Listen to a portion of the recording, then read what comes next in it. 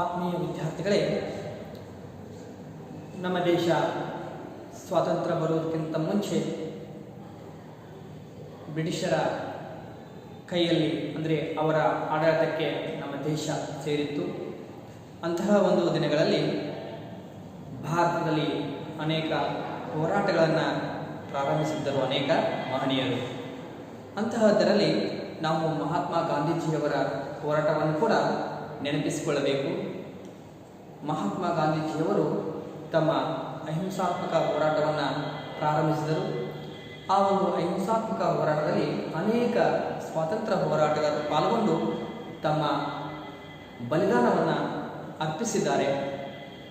ಅವರ ಒಂದು ಗಾಂಧೀಜಿಯವರ ಹೋರಾಟಕ್ಕೆ ಬೆಂಬಲ ಕೊಟ್ಟಂಥ ಅವರು ತಮ್ಮ ಪ್ರಾಣ ತ್ಯಾಗವನ್ನು ಮಾಡಿದ್ದಲ್ಲದೆ ತಮ್ಮ ಸುಖ ಜೀವನವನ್ನು ಕೂಡ ಅವರು ಕಳೆದುಕೊಂಡಿದ್ದಾರೆ. ಅಂತಹ ಅನೇಕ ಮಹಾನ್ ಹೋರಾಟದಲ್ಲಿ ನಾವು ಇಂದು ನಮ್ಮ 2ನೇ ಸೆಮಿಸ್ಟರ್ನಲ್ಲಿ ಬರ್ತಕ್ಕಂಥ ಮೊದಲನೇ ಪಾಠ ಅದು ಮೈಲಾರ ಮಹದೇವ. ಈ ಮೈಲಾರ ಮಹದೇವ ಅಂತಕ್ಕಂಥ ಸ್ವತಂತ್ರ ಹೋರಾಟಗಾರನ ಬಗ್ಗೆ ನಾವು ಈ ಒಂದು ಅಧ್ಯಾಯದಲ್ಲಿ ತಿಳಿದುಕೊಳ್ಳುತ್ತೇವೆ. ನೋಡಿ, ಈ ಪಾಠದ ಮುಖ್ಯ ಉದ್ದೇಶ ಏನಂತಂದರೆ, ನಮ್ಮ ದೇಶಕ್ಕೆ ಸ್ವಾತಂತ್ರ್ಯ ತಂದುಕೊಡಲು ಅನೇಕ ಮಹನೀಯರು ಹೋರಾಟ ಮಾಡಿದ್ದಾರೆ, ಹುತಾತ್ಮರಾಗಿದ್ದಾರೆ. ಅಂಥವರನ್ನು ನಾವು ಸ್ಮರಿಸುವುದು ಬಹಳ ಮುಖ್ಯವಾದದ್ದಾಗಿದೆ. ಹಾಗಾಗಿ ಅವರ ಸ್ಮರಣಿಕೆಯನ್ನು ನಾವು ಯಾವುದೇ ಕಾಲಕ್ಕೂ ಅದನ್ನು ನೆನಪಿಸಿಕೊಳ್ಳಬೇಕು. ಅವರಿಗೆ ನಮ್ಮ ಕೃತಜ್ಞತೆ ಭಾವವನ್ನು ಸಲ್ಲಿಸಬೇಕಾಗಿದೆ. ಆ ಒಂದು ಉದ್ದೇಶದಲ್ಲಿ ಈ ಪಾಠ ಮೂಡಿಬಂದಿದೆ. ಆ ಪಾಠವೇ ಮೈಲಾರ ಮಹದೇವ. ಹಾಗಾದರೆ ಮೈಲಾರ ಮಹದೇವ ಯಾವ ರೀತಿಯಾಗಿ ಈ ದೇಶದ ಸ್ವಾತಂತ್ರ್ಯ ಹೋರಾಟಕ್ಕಾಗಿ ತಮ್ಮನ್ನು ತಾವು ತೊಡಗಿಸಿಕೊಂಡಿದ್ದರು, ಅವರ ಸಾಧನೆಯಂತಹದ್ದು, ಇವುಗಳನ್ನೆಲ್ಲ ಈ ಪಾಠದಲ್ಲಿ ತಿಳಿಯೋಣ. ಹಾಗಾದರೆ ಬನ್ನಿ, ನಾವು ಇಂದು ಅಭ್ಯಾಸ ಮಾಡ್ತಕ್ಕಂಥ ಪಾಠ ಅದು ಮೈಲಾರ ಮಹದೇವ.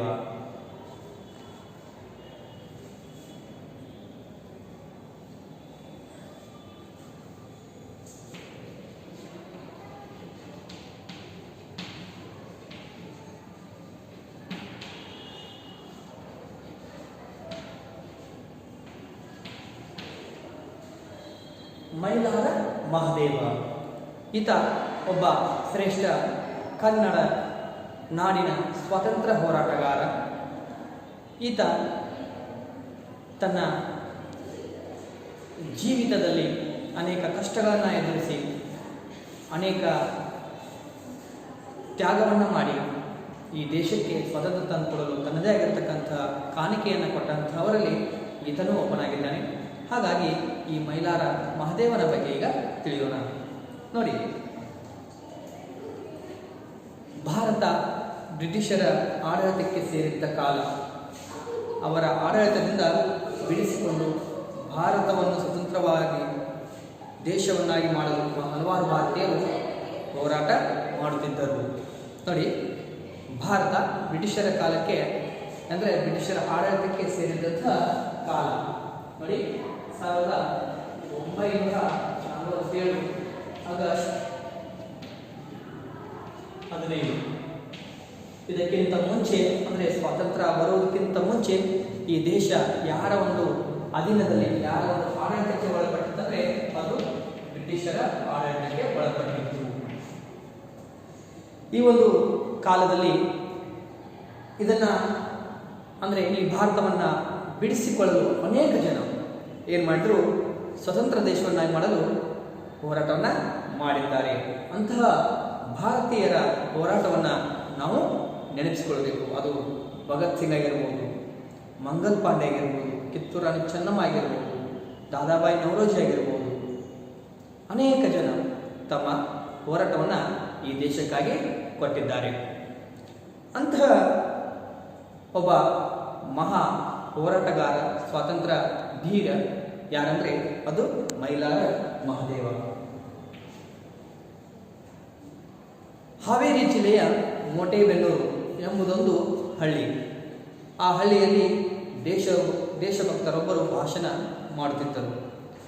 ಅವರ ಭಾಷಣದಲ್ಲಿ ವಿದೇಶಿ ವಸ್ತ್ರಗಳನ್ನು ತ್ಯಜಿಸಿ ನಮ್ಮ ದೇಶದಲ್ಲಿ ತಯಾರು ಮಾಡಿದ ಬಟ್ಟೆಗಳನ್ನು ತೊಡಬೇಕು ಎಂದೆಲ್ಲ ಹೇಳುತ್ತಿದ್ದರು. ಆ ಮಾತು ಕೇಳುತ್ತಿದ್ದ 8 ರಿಂದ 10 ವರ್ಷದ ಒಬ್ಬ ಬಾಲಕ ತನ್ನ ತಲೆ ಮುಟ್ಟಿ ನೋಡಿದ. ಅವನ ತಲೆಯ ಮೇಲೆ ವಿದೇಶಿ ಟೊಪ್ಪಿಗೆ ಇತ್ತು. ಕೂಡಲೇ ಟೊಪ್ಪಿಗೆಯನ್ನು ತೆಗೆದು ನೆಲಕ್ಕೆಸೆದ. ನೋಡಿ ಏನಾಗಿತ್ತು ಅಂತಂದರೆ, ಹಾವೇರಿ ಜಿಲ್ಲೆ ಅಂತಕ್ಕಂಥದ್ದು ಇದು ನಮ್ಮ ಕಾನನಾಡಿನ ಒಂದು ಜಿಲ್ಲೆ. ಇಲ್ಲಿ ಹಾವೇರಿಯಲ್ಲಿ ಏನಂತಂದರೆ ಒಂದು ಮೋಟೆಬೆನ್ನೂರು ಅಂತಕ್ಕಂಥ ಒಂದು ಹಳ್ಳಿ ಇದೆ. ಇಲ್ಲಿ ಹಾವೇರಿ ಜಿಲ್ಲೆಯಲ್ಲಿ ಮೋಟೆಬೆನ್ನೂರು ಅಂತಕ್ಕಂಥ ಒಂದು ಹಳ್ಳಿ. ಇಲ್ಲಿ ಏನಾಗಿತ್ತಂದ್ರೆ, ಸ್ವಾತಂತ್ರ್ಯ ಸಿಗುವುದಕ್ಕಿಂತ ಮುಂಚೆ ಆ ಹಳ್ಳಿಯಲ್ಲಿ ಏನಾಗಿತ್ತಂದ್ರೆ, ಒಬ್ಬ ದೇಶಭಕ್ತರೊಬ್ಬರು, ಒಬ್ಬ ಸ್ವಾತಂತ್ರ್ಯ ಹೋರಾಟಗಾರ ಏನು ಮಾಡ್ತಾ ಇದ್ದ, ದೇಶದ ಪ್ರಜೆಗಳನ್ನು ಉದ್ದೇಶಿಸಿ ಸ್ವಾತಂತ್ರ್ಯ ಹೋರಾಟಕ್ಕೆ ತಾವೆಲ್ಲರೂ ಬರಬೇಕು ಅಂತಕ್ಕಂಥ ದೃಷ್ಟಿಯಲ್ಲಿ ಆತ ಭಾಷಣವನ್ನು ಮಾಡ್ತಾ ಇದ್ದ. ಅಂದರೆ ದೇಶಭಕ್ತರೊಬ್ಬರ ಭಾಷಣ ಇಡ್ತಾ ಇತ್ತು. ಆ ಭಾಷಣದಲ್ಲಿ ಏನಾಗ್ತಾ ಇತ್ತು ಅಂದರೆ, ಅವರು ಒಂದು ಮಾತನ್ನು ಹೇಳ್ತಾರೆ. ಯಾವ ಮಾತನ್ನು ಹೇಳ್ತಾರೆ ಅಂತಂದರೆ, ವಿದೇಶಿ ಬಟ್ಟೆಗಳನ್ನು ತ್ಯಜಿಸಿ ಅಥವಾ ವಿದೇಶಿ ವಸ್ತ್ರಗಳನ್ನು ತ್ಯಜಿಸಿ, ವಿದೇಶಿ ವಸ್ತ್ರಗಳನ್ನು ತ್ಯಜಿಸಿ ನಮ್ಮ ದೇಶದಲ್ಲೇ ತಯಾರು ಮಾಡಿದ, ನಮ್ಮ ದೇಶದಲ್ಲೇ ತಯಾರಿಸಿದ ಬಟ್ಟೆಗಳನ್ನು ಕೊಡಬೇಕು, ಬಟ್ಟೆಗಳನ್ನು ಕೊಡಬೇಕು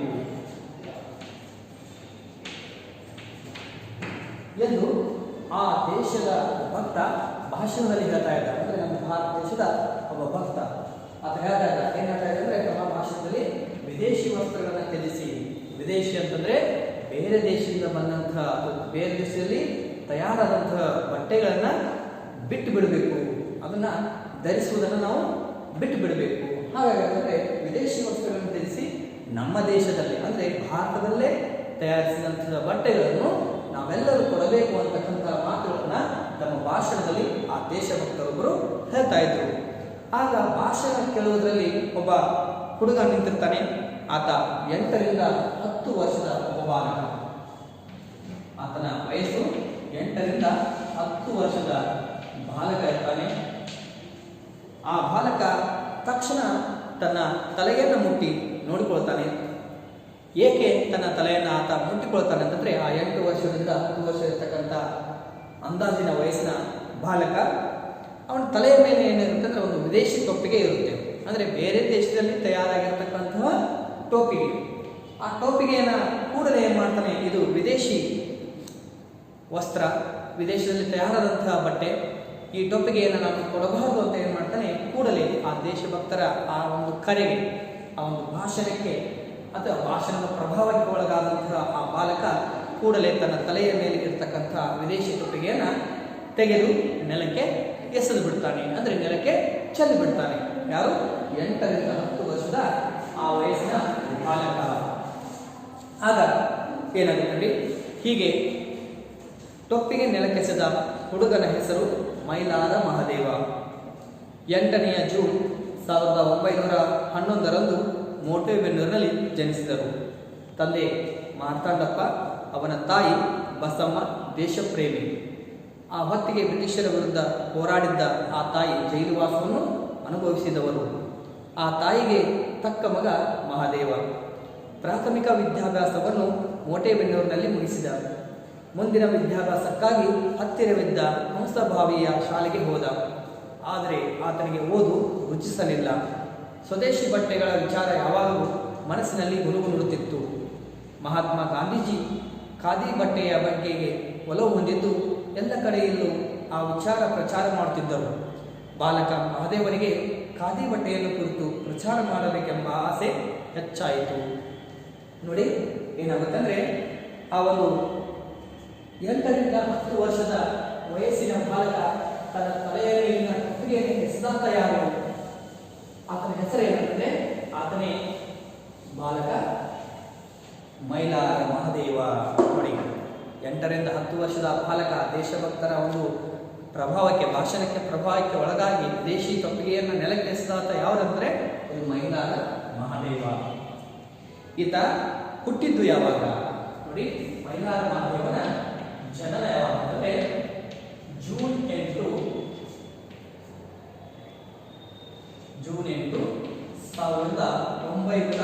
1911. ಇದು ಮೈಲಾರ ಮಹಾದೇವ ಅವರು ಹುಟ್ಟಿದಂತಹ ದಿನ. ಎಲ್ಲಿಪ್ಪ ಅಂತಂದ್ರೆ ಅವರ ಹಳ್ಳಿ ಯಾವುದೇ ಅದು ಹಾವೇರಿ ಜಿಲ್ಲೆಯ ಮೋಟೆಬೆನ್ನೂರು ಅಂತ ಹೇಳ್ತೀವಿ. ಆ ಮೋಟೆಬೆನ್ನೂರಿನಲ್ಲಿ ಹುಟ್ಟಿರ್ತಕ್ಕಂಥವ್ರು ಯಾರಂದ್ರೆ ಅದು ಮೈಲಾರ ಮಹಾದೇವ. ಮೈಲಾರ ಮಹಾದೇವನ ತಂದೆ ತಾಯಿ ಯಾರು ಅಂತಂದ್ರೆ ತಂದೆ ಹೆಸರು ಮಾರ್ತಾಂಡಪ್ಪ. ತಂದೆ ಹೆಸರು ಮಾರ್ತಾಂಡಪ್ಪ. ಇನ್ನು ತಾಯಿ ಹೆಸರು ಬಸಮ್ಮ. ಮೈಲಾರ ಮಹಾದೇವ ಅವರ ತಾಯಿ ಹೆಸರು ಬಸಮ್ಮ. ಅವರು ಕೂಡ ಒಬ್ಬ ಅಪ್ಪಟ ದೇಶಭಕ್ತಿ ದೇಶ ಪ್ರೇಮಿ ಆಗಿದ್ದರು. ಯಾರು? ಬಸಮ್ಮ ಅವರು. ಹಾಗಾಗಿ ತಾಯಿಗೆ ತಕ್ಕ ಮಗನಂತೆ ಇವರು ಕೂಡ ಬೆಳೆಯಲು ಆರಂಭಿಸಿದರು. ಯಾರು? ಮೈಲಾರ ಮಹಾದೇವ ಅವರು. ಆ ಹೊತ್ತಿಗೆ ತಾಯಿ ಕೂಡ ಬ್ರಿಟಿಷರ ವಿರುದ್ಧ ಹೋರಾಟದಲ್ಲಿ ಪಾಲ್ಗೊಂಡು ಜೈಲುವಾಸವನ್ನು ಕೂಡ ಸಾಕಷ್ಟು ಬಾರಿ ಅನುಭವಿಸಿರ್ತಾರೆ. ಅಂದರೆ ಎಲ್ಲಿ ಚಳುವಳಿ ನಡೀತಾ ಇದೆಯೋ, ಎಲ್ಲಿ ಹೋರಾಟ ನಡೀತಾ ಇದೆಯೋ ಅಲ್ಲಿ ಭಾಗವಹಿಸಿ ಬಸಮ್ಮ ಏನು ಮಾಡ್ತಾ ಇದ್ರು ಅಂದರೆ ಆ ಬ್ರಿಟಿಷರ ಪೊಲೀಸರ ಒಂದು ಅತಿಥಿಯಾಗಿ ಜೈಲುವಾಸವನ್ನು ಅನುಭವಿಸಿರ್ತಾರೆ. ಯಾರು? ಬಸಮ್ಮ ಅವರು. ಅಂತಹ ತಾಯಿಗೆ ತಕ್ಕ ಮಗ ಯಾರಂದ್ರೆ ಮೈಲಾರ ಮಹಾದೇವ ಆಗಿರ್ತಾರೆ. ಅಂತಹ ಒಬ್ಬ ಬಾಲಕ ಪ್ರಾಥಮಿಕ ಶಿಕ್ಷಣವನ್ನು ತನ್ನ ಜನ್ಮಸ್ಥಳವಾಗಿರ್ತಕ್ಕಂಥ ಮೋಟೆಬೆನ್ನೂರಿನಲ್ಲಿ ಮುಗಿಸಿಕೊಂಡು ನಂತರ ಮುಂದಿನ ವಿದ್ಯಾಭ್ಯಾಸಕ್ಕಾಗಿ ಅಂದರೆ ಹೆಚ್ಚಿನ ವಿದ್ಯಾಭ್ಯಾಸಕ್ಕಾಗಿ ಅವರು ಹಂಸಭಾವಿಗೆ ಏನು ಮಾಡ್ತಾರೆ? ತೆರಳುತ್ತಾರೆ. ಅಲ್ಲಿ ಹಂಸಭಾವಿಯಲ್ಲಿ ಮೈಲಾರ ಮಹಾದೇವರವರು ಏನು ಮಾಡ್ತಾರೆ? ಹೆಚ್ಚಿನ ವಿದ್ಯಾಭ್ಯಾಸವನ್ನು ಕಲಿತಾರೆ. ಅಂತಂದರೆ ಉನ್ನತ ಶಿಕ್ಷಣ ಅನ್ಬೋದು. ಅಂದರೆ ಪ್ರಾಥಮಿಕ ಶಿಕ್ಷಣ ಮುಗಿದ ನಂತರ ಬರ್ತಕ್ಕಂಥ ಪ್ರೌಢ ಶಿಕ್ಷಣವನ್ನು ಹಂಸಭಾವಿಯಲ್ಲಿ ಅವರು ಸೇರಿಕೊಳ್ತಾರೆ ಕಲಿಯಲಿಕ್ಕೆ. ಆದರೆ ಏನಾಗುತ್ತೆ ಅಂದರೆ ಅವರಿಗೆ ಹೆಚ್ಚಾಗಿ ಓದಿನ ಕಡೆಗೆ ಆಸಕ್ತಿ ಬೆಳೆಸಿಕೊಳ್ಳಲಿಲ್ಲ. ಹಾಗಾಗಿ ಏನು ಮಾಡ್ತಾರೆ ಅಂದರೆ ಅವರು ಯಾಕೆ ಆ ಒಂದು ಶಿಕ್ಷಣವನ್ನು ಸರಿಯಾಗಿ ಅವರು ಕಲೀಲಿಕ್ಕೆ ಆಸಕ್ತಿ ತೋರಲಿಲ್ಲ ಅಂತಂದರೆ ಆ ದೇಶಭಕ್ತರ ಮಾತುಗಳೇ ಅವರಿಗೆ ಯಾವಾಗಲೂ ಮನಸ್ಸಿನಲ್ಲಿ ಗುರುಗುಡ್ತಾ ಇತ್ತು. ಯಾವ ಮಾತು ಅಂತಂದರೆ ಅದು ಸ್ವದೇಶಿ ಬಟ್ಟೆಗಳ ವಿಚಾರ.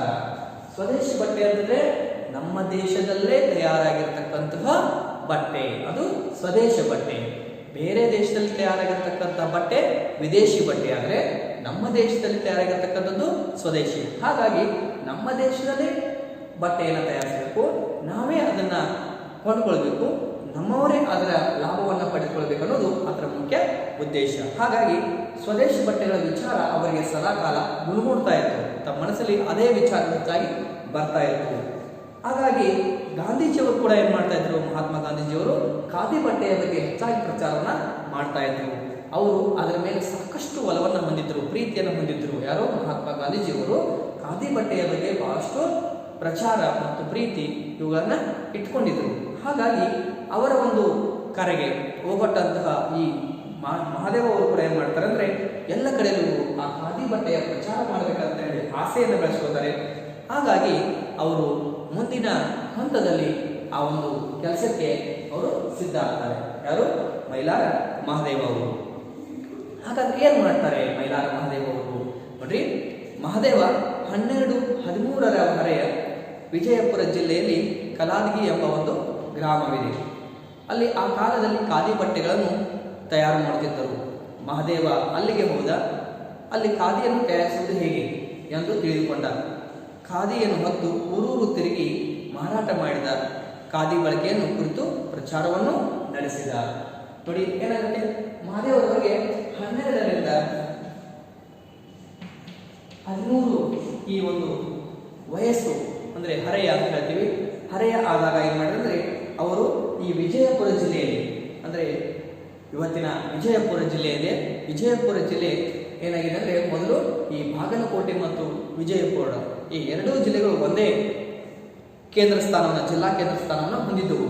ಆದರೆ ಈಗ ಏನಾಗಿದೆ, ಬಾಗಲಕೋಟೆ ಮತ್ತು ಬಿಜಾಪುರ ಅಥವಾ ವಿಜಯಪುರ ಅಂತಕ್ಕಂಥ 2 ಜಿಲ್ಲೆಗಳನ್ನ ನಾವು ನೋಡ್ತಾ ಇದ್ದೀವಿ. ಆದರೆ ಸ್ವಾತಂತ್ರ್ಯ ಹೋರಾಟದಲ್ಲಿ ಆ ಒಂದು ದಿನಗಳಲ್ಲಿ ಏನಾಗಿತ್ತು ಅಂದರೆ ವಿಜಯಪುರ ಅಂತಕ್ಕಂಥ ಒಂದು ಜಿಲ್ಲೆ, ಆ ಜಿಲ್ಲೆಯಲ್ಲಿ ಕಲಾದಗಿ ಅಂತಕ್ಕಂಥ ಒಂದು ಗ್ರಾಮ ಇತ್ತು. ಈಗ ಈ ಕಲಾದಗಿ ಗ್ರಾಮ ಬರುವುದಿಲ್ಲ ಅಂತಂದರೆ ಅದು ಬಾಗಲಕೋಟೆ ಜಿಲ್ಲೆಯಲ್ಲಿ ಬರುತ್ತೆ. ಮೊದಲು ಇದ್ದು ವಿಜಯಪುರ ಜಿಲ್ಲೆ. ವಿಜಯಪುರ ಜಿಲ್ಲೆಯನ್ನ 2 ಭಾಗ ಮಾಡಿ ಬಾಗಲಕೋಟೆ ಮತ್ತು ವಿಜಯಪುರ ಅಂತ ಮಾಡಿದಾಗ ಈ ಕಲಾಲಿ ಗ್ರಾಮ ಎಲ್ಲಿ ಸೇರಿಕೊಳ್ಳುತ್ತಂದ್ರೆ ಅದು ಬಾಗಲಕೋಟೆ ಜಿಲ್ಲೆಗೆ ಸೇರಿಕೊಳ್ಳುತ್ತೆ. ಹಾಗಾಗಿ ಇಲ್ಲಿ ಪಠ್ಯಪುಸ್ತಕದಲ್ಲಿ ವಿಜಯಪುರ ಜಿಲ್ಲೆ ಅಂತ ಕೊಟ್ಟಿದ್ದಾರೆ, ಆದರೆ ಸದ್ಯ ಇರ್ತಕ್ಕಂಥದ್ದು ಬಾಗಲಕೋಟೆ ಜಿಲ್ಲೆಯಲ್ಲಿ ನಾವು ನೋಡ್ತೀವಿ.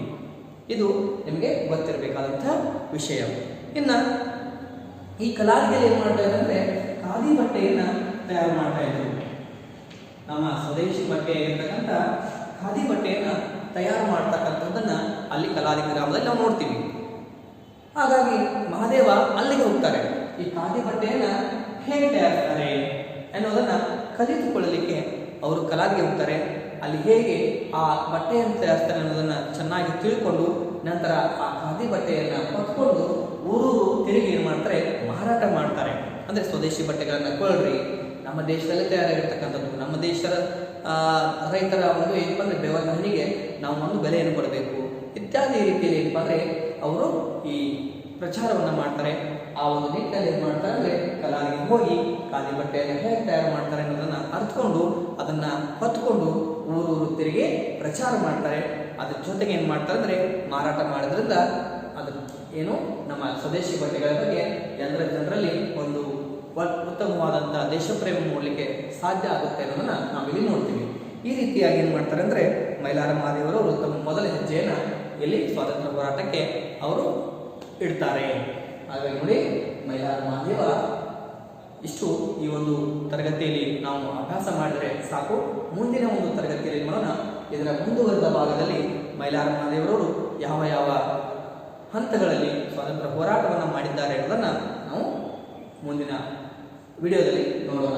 ಈಗ ನೋಡಿ, ಮತ್ತೊಮ್ಮೆ ನಾನು ನಿಮಗೆ ಪುನರಾವರ್ತನೆ ಮಾಡಬೇಕಾದ್ರೆ ಮೈಲಾರ ಮಹಾದೇವ ಅಂತಕ್ಕಂಥದ್ದು ನಮ್ಮ ದೇಶದ ಸ್ವಾತಂತ್ರ್ಯ ಹೋರಾಟಕ್ಕಾಗಿ ಅನೇಕ ಜನ ಹುತಾತ್ಮರಾಗಿದ್ದಾರೆ, ತಮ್ಮ ಪ್ರಾಣವನ್ನ ಬಲಿದಾನ ಮಾಡಿದ್ದಾರೆ. ಅಂತಹವರನ್ನು ನೆನೆಸಿಕೊಳ್ಳುವಂತಹ ಒಂದು ಪರಿಪಾಠ ನಮ್ಮಲ್ಲಿ ಬೆಳಿಬೇಕು ಅನ್ನೋದು ಈ ಪಾಠದ ಮುಖ್ಯ ಉದ್ದೇಶ. ಹಾಗಾಗಿ ಇಲ್ಲಿ ಮೈಲಾರ ಮಹಾದೇವ ಅಂತಕ್ಕಂಥ ಒಬ್ಬ ಸ್ವಾತಂತ್ರ್ಯ ಹೋರಾಟಗಾರನ ಬಗ್ಗೆ ನಾವು ಅಭ್ಯಾಸ ಮಾಡ್ತಾ ಇದ್ವಿ. ಹಾಗಾಗಿ ಮೈಲಾರ ಮಹಾದೇವ ಅವರವರೇ ಅಂತಂದ್ರೆ ನಮ್ಮ ಹಾವೇರಿ ಜಿಲ್ಲೆ ಮೋಟೆಬೆನ್ನೂರಿನಲ್ಲಿ ಜನಿಸ್ತಾರೆ 1911 ಜೂನ್ 8ರಂದು.